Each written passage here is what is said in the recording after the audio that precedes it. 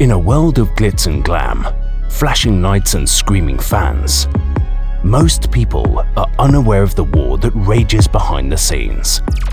And that war includes your favorite artist and your favorite songs. This is The Dark Side of Songwriting. Hosted by Nayim Edwards.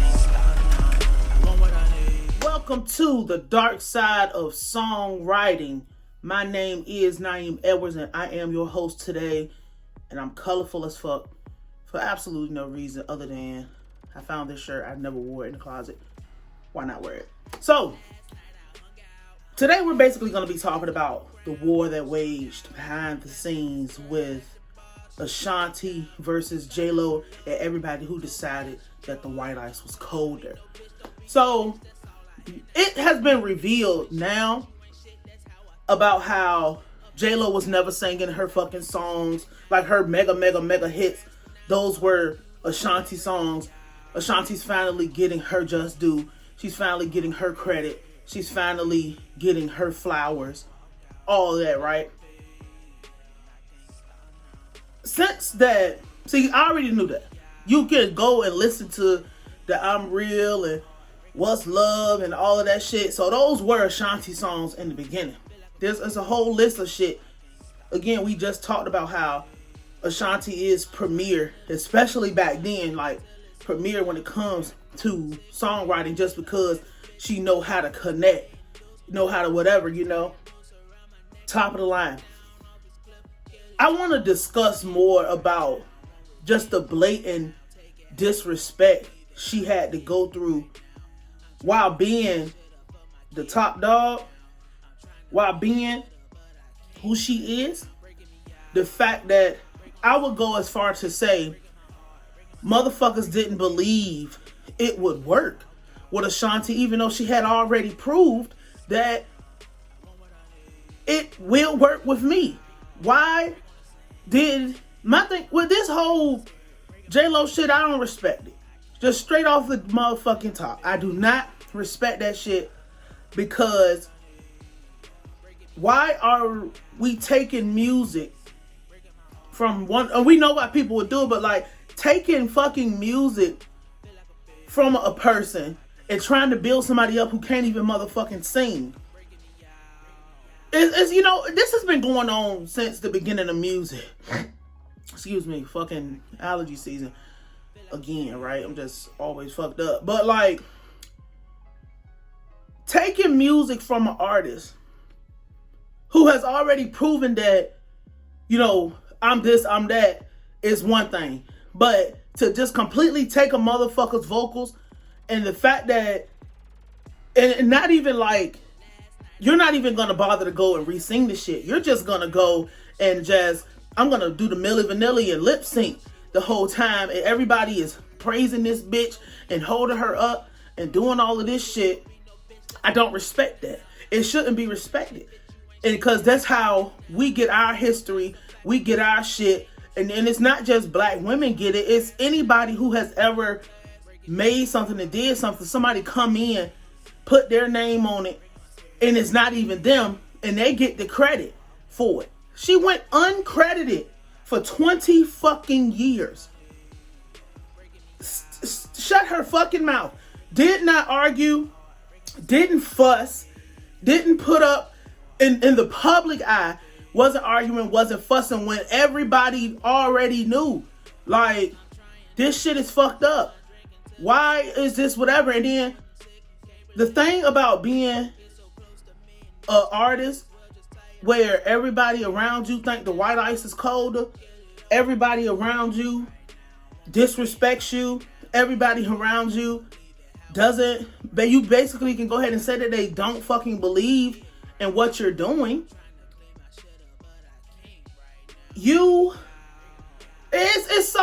It's like this artist shit is so dynamic. The fact that she didn't say nothing and she kept it classy, as people would say, it lets you know a lot about her character and a lot about her, and this is why she will remain who she is. But now it's like coming back to me. I was trying to figure out what I was trying to say.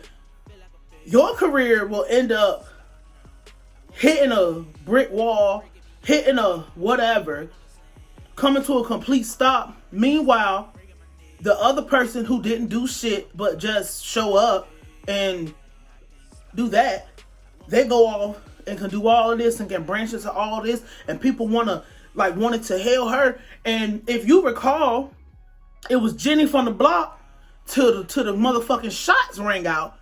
She bitched up, and now she want to go back over and be Latina. You was Jenny from the block before, and now it's like, I'm gonna be a Latino. I'm doing Spanish music now. Mark Anthony. When you was with Diddy, it was none of that shit. Everybody poured into that bitch. Everybody gave up everything they had, exhausted their resources to get this bitch to this is fake legend status, because you can't even fucking sing. I've never liked this bitch, never respected it. They even, to the point, let this white bitch say nigga. Y'all was so thirsty. Y'all were so thirsty to sniff that white hoe draws that y'all let her say nigga. Meanwhile, somebody who is from the culture, the real way, from the culture, the respectful way, wasn't slutting and fucking and doing all type of shit, running around or whatever, and still kept the code of Omerta. You disrespect her by not giving her credit.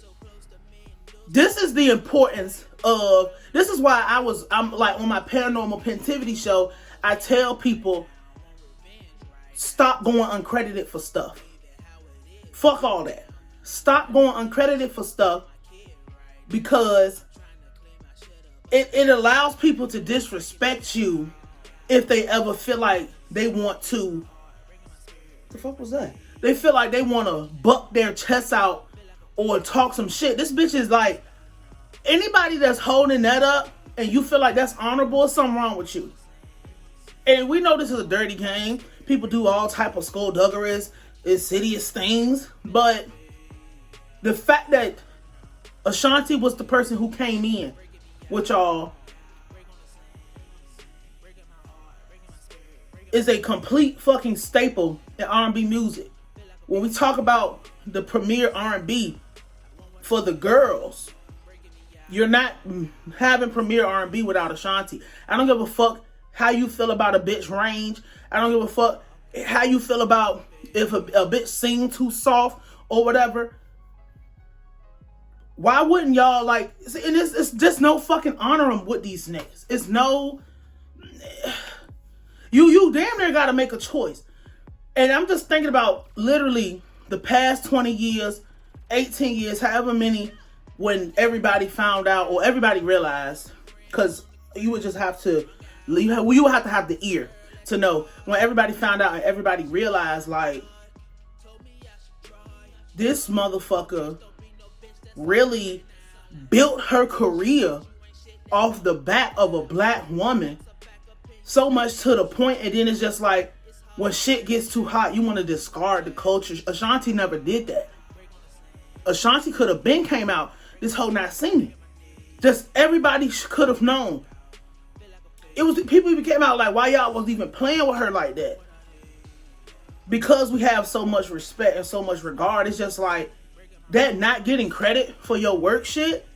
You shouldn't even. I'm sorry, but like we'll talk about it on Paranormal Pentivity. It bothers me, because why are we giving all of our shit away to build people up who continuously show us that they're not shit? People continuously show us that they couldn't go to wherever they originally or originated from and be shit. This is everybody. Don't put a race on it. They couldn't go to wherever they're originally from to be shit. They gotta take everything from us and build themselves up. Then they go back to wherever they from and walk around with a crown on like they the fucking kings and the fucking queens. Meanwhile, if you started where you were from, you started at your culture, you started wherever the fuck you was at, You realize that nobody want to hear your shit. Nobody give a fuck about your shit. So you come over here and it's a low self-esteem thing to me that, and it's just like, not to Ashanti, because she didn't have no motherfucking control over Irv and Ja Rule giving her fucking songs over there. Like, it's really fucked up. It's really fucked up. Because it makes you not even want to fuck with these niggas. And it makes you not even want to start up with these niggas. It's not worth it. It's not. You're better off finding some local nigga in your hood who's going to actually be down for you than trying to run like. And it's just like incredibly loyal, incredibly disciplined. Because a bitch like me, it wouldn't have not gone down like that. You're not giving my song. It's one thing to give my song away. All right. Whatever. And we can discuss getting paid for it or not. Because you might have got broke off a little bit. But what is the payment worth when you don't get your glory until it's all going? J-Lo can go do what she want to. People would still expect you to abide by certain codes and guidelines. And if she did come out, they would have called her fake. Think about all those times. It's just like that burning thing, and this is very wicked. That burning sensation that you would get on the inside for seeing somebody steal from you. That burning sensation that you would get when everybody's getting praise for your song that you wrote and performed, and all this hoe did was get on TV and do the lip singing. And you walking around here because you don't want to be called a name, because you don't want to do that. For 20 fucking years holding that shit in, you finally get on stage with your sister in arms, Keisha Cole, and y'all can talk about it there, because it's a safe place to talk about it, because they do it to her. You know what I'm saying? Take your music. My thing is with all the R&B girls, the ones that we love and we respect because of what they bring, and they bring that rawness to this shit. Just stealing and stealing and stealing and stealing, building up a bitch who took her shit back to wherever the fuck her folks is from and walked around like the king. It's not worth it. This shit is sickening. Like, it's severely sickening. Like, let's just wrap this shit up, because it's like pissing me off more and more that I think about this shit. It's not worth it. Like, this is the dark side of the songwriting shit. When a nigga steal your motherfucking, when a nigga so thirsty for hoes, he steal your song and give it to somebody who would not spit on that motherfucker, wouldn't piss on you if you was on fire, if you was drowning, would walk over and stick a hose in your mouth. And then when it's all fucked up, because they know what they did, when it's all said and done, and she discards you, you run back over to the one who held you down. This is the dark side of songwriting. Thank you for tuning in. If you made it all the way this far, I'm your host, Nayim, and I will holler at you.